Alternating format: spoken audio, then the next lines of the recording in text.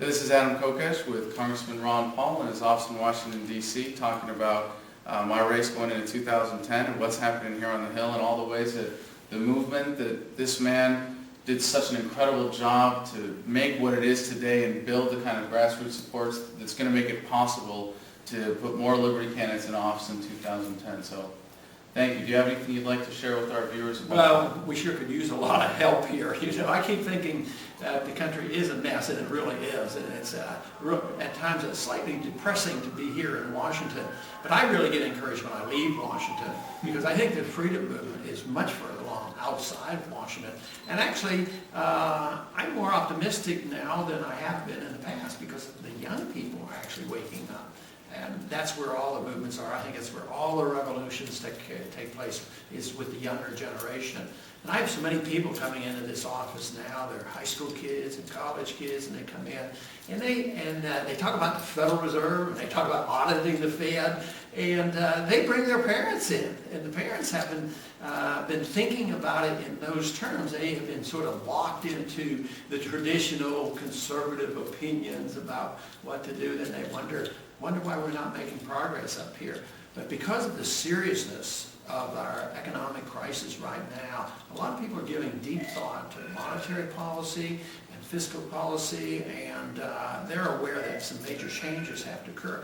Now, the members of Congress are starting to recognize this, but they're sort of at a loss because I don't think they understand basic free market economics, and that is what we need. We need people to really come to the belief that it's in their interest to believe in freedom. Right now, there's too many people think that the government will take care of me. There's always going to be a safety net.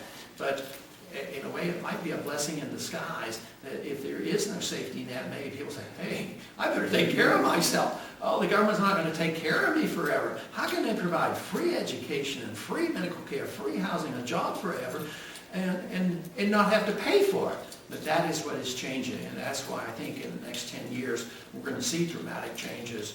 And yet today here in Washington, I would say, don't wait for tomorrow or the next day. Matter of fact, at this very time, we're getting ready to vote for the supplemental bill, which is a total disaster and going in exactly the opposite direction. So in time, we're going to see a change, because we can't continue this. You just can't keep spending money, borrowing money, and then printing what you don't have. That leads to a disaster. So this is why I'm encouraged that young people are getting involved, and this message is being spread, and people are learning about sound free market economics. So I'm delighted you're very much involved and interested in this. I have some good news for you, sir. The revolution is alive and well in New Mexico, as it is throughout this country. There are a lot of people getting behind candidates like myself because of what you have inspired them to do.